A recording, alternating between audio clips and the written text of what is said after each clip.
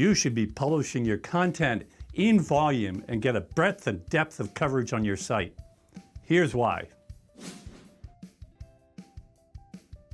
Eric, here at Proficient Digital, we've developed advanced content marketing strategies for major brands that drive brand awareness and consumer interest. But we also use that content to gain big SEO wins for those businesses.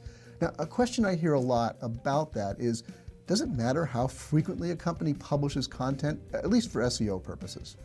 Well, sure, it can make a difference, but it's not the only factor. So what do you mean by that? Well, to answer that, let me tell you a tale of 4 sites, all in one single marketplace. The chart that you're looking at right now shows the number of content updates in a year for 4 companies in the same industry. So site 1 in this chart, even though the bar looks really, really tiny, is actually publishing 3 pieces of content a month. And site 2 is actually publishing 16 pieces of content a month, which most people would consider a lot. I certainly would. But site 3 published almost 100 articles a month, where site 4 was publishing 500 articles per month.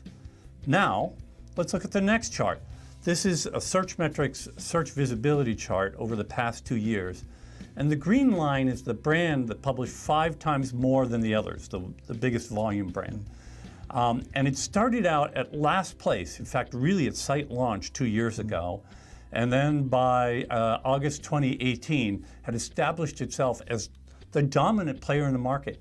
And I believe that was solely on the backs of the volume of content they were publishing and their coverage of the marketplace with a great deal of depth and breadth. So that's it then. That's it, folks.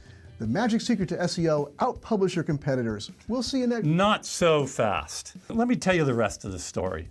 When you look at this chart, in September of 2018, the site that was publishing 500 articles a month suddenly sees a big drop in its SEO visibility. So it looks like that the September-October updates hit this site really hard. And like the rest of the updates that Google put out in 2018, there seemed to be this continual focus on content quality and how well you met user intent and these sorts of things. So they were cranking out a lot of content, but it wasn't necessarily all really that great. Exactly right.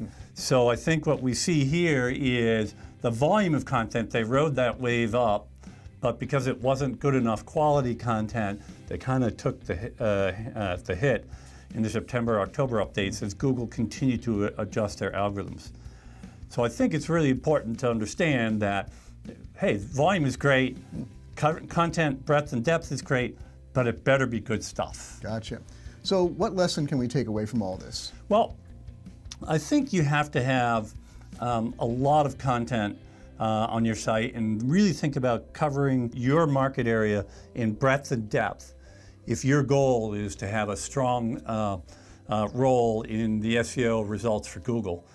But if you don't have the right level of quality, it will bite you in the end. So now you have to set the balance between how do I get that coverage in depth and breadth and really get a volume of stuff going out there so I get that coverage, but keep the quality really, really high.